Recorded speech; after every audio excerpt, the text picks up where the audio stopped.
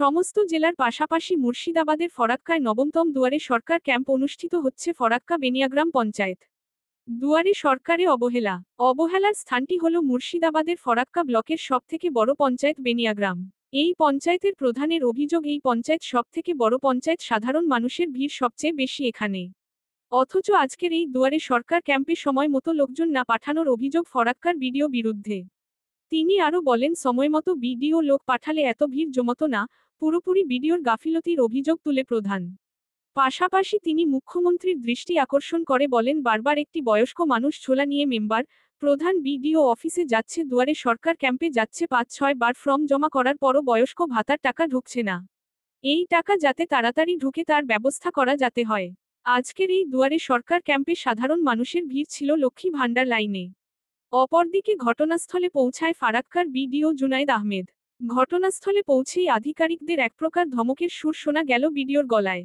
ক্যাম্পের সমস্ত প্রকল্পের জায়গায় জায়গায় ঘুরে দেখেন বিডিও জুনায়েদ আহমেদ। সমস্ত এলাকা ঘুরে দেখার পর তিনি বলেন, মানুষ স্বতঃস্ফূর্তভাবে এখানে এসেছেন। মূলত লক্ষ্মী ভাণ্ডারের মতো বিভিন্ন সরকারি প্রকল্পের কাজ হচ্ছে সঠিকভাবে। যারা এই প্রকল্পের সুবিধা নিতে আসছেন তারা সঠিকভাবে নিজেদের নথি নিয়ে এসে আবেদন করার কথা জানান।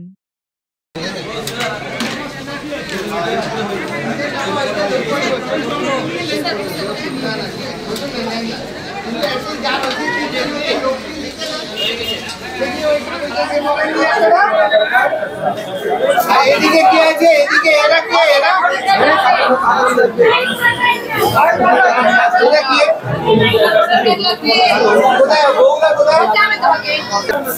রান্না করছে তো এই জন্য তো দুয়ারে সরকার, আপনাদের জন্য তো আছে। সব রিসিভ করে ভেরিফাই করবে এখানে, অরিজিনাল টাকা এখানে সই করবো।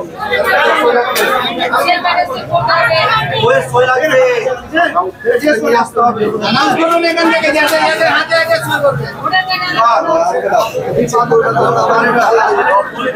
বাস্তব সত্য যে এবারের বিডিও স্যারের নজরে আছে যে 1 বছর পর দুয়ারে সরকার হচ্ছে, এটা সবার জানা। সেক্ষেত্রে ভিড় হবে, এটা স্বাভাবিক। কিন্তু আমি বা আমাদের যে পঞ্চায়েতের স্টাফ এবং যারা ডাটা এন্ট্রি কাজ করে, আমি 9টার মধ্যে অলরেডি কমপ্লিট করে দিয়েছি। আমার 22খানা ছেলে আছে, 11টা ডাটা এন্ট্রি এবং অ্যাসিস্ট্যান্ট 11টা 22টা। আমার পরিষেবা যা যা দেওয়ার আমি ঠিক দিয়েছি। তারপর দেখা যাচ্ছে যে এন্ট্রি করার পরে 11টা 15-এর মধ্যে বিডিও অফিস থেকে আংশিক লোক এসছে এবং কিছু আমরা প্রাইভেট লোক দিয়ে এটাকে পুনরায় চালু করলাম। এটা সরাসরি বিডিও অফিসের ব্যর্থতা, বিডিওর ব্যর্থতা। কেন হেনস্থা হবে? এই ভিড়গুলো জমতো না। আমরা ডাটা এন্ট্রির কাজ লাগিয়েছি অলরেডি 10টা থেকে আমাদের চালু হয়ে কাজ। চালু হয়ে যাওয়ার পরে মানুষের যে ভিড়, একমাত্র একজন দায়ী ভিডিও ভালো করে জানে যে এটা বড় পঞ্চায়েত, মুর্শিদাবাদ জেলার মধ্যে বড় পঞ্চায়েত এবং 1 বছর পর দুয়ারে সরকার হচ্ছে। তারপরে মানুষ ঠিকঠাক যে পরিষেবা পাবে সে জানতো। জানার পরে উনি কি করলেন, বারবার ফোন করছি তো 11টা পরে লোক পাঠাচ্ছে, কয়েকটা লোক এসে কাজ চলছে। এই জন্য পঞ্চায়েতে আমাদের দুয়ারে সরকারের ভিড়টা বেশি হচ্ছে বেনিয়াগ্রামে। আর সমস্যার সমাধান আমরা দেখতে পাচ্ছেন, অনেক গ্যাদারিং হয়ে গেছে। আমরা লক্ষ্মীর ভান্ডারের লাইনটা বেশি ভিড় আছে এবং আমরা 5-6 জনকে লাগিয়েছি, কাজ চলছে। আশা করছি 1-2 ঘন্টার মধ্যে ভিড়টা কমে যাবে, স্বাভাবিক হয়ে যাবে। কোন প্রকল্পের জন্য সবথেকে বেশি মানুষের সাড়া পাচ্ছে? লক্ষ্মীর ভান্ডার। লক্ষ্মীর ভান্ডারের ভিড়টা বেশি হচ্ছে। আর অন্যান্য প্রকল্পগুলোর কেমন সাড়া পাচ্ছে? আছে। দেখুন, ব্যাপারটা হচ্ছে আমরা আমাদের মমতাময়ী দিদি, ওনার কাছে আমি এই বার্তা একটা দিতে চাই যে বারবার একটা বয়স্ক লোক ঝোলা নিয়ে মেম্বারদের কাছে যাচ্ছে, প্রধানদের কাছে যাচ্ছে, বিডিও অফিসে যাচ্ছে, দুয়ারে সরকারে যাচ্ছে, কিন্তু সুরা পাচ্ছে না। 4 বছর 5 বছর থেকে একটা ফর্ম জমা করার পরে ওই বয়স্ক ভাতার টাকা ঢুকছে না, বারবার ফর্ম ফিল আপ করে জমা করছে। এর জন্য আমি সরকার কাছে অনুরোধ করব, আপনি এই বিষয়টা দেখুন। আপনি লক্ষ্মী ভান্ডার টাকা দিচ্ছেন, ভালো কথা, আরো দেন। কিন্তু এই বয়স্ক ভাতাগুলো যে পাচ্ছে না দীর্ঘদিন থেকে, সেটা অবশ্যই দেখতে হবে। এটা দিদির কাছে আমার জোরাত করে অনুরোধ যে বয়স্কদের বাঁচান।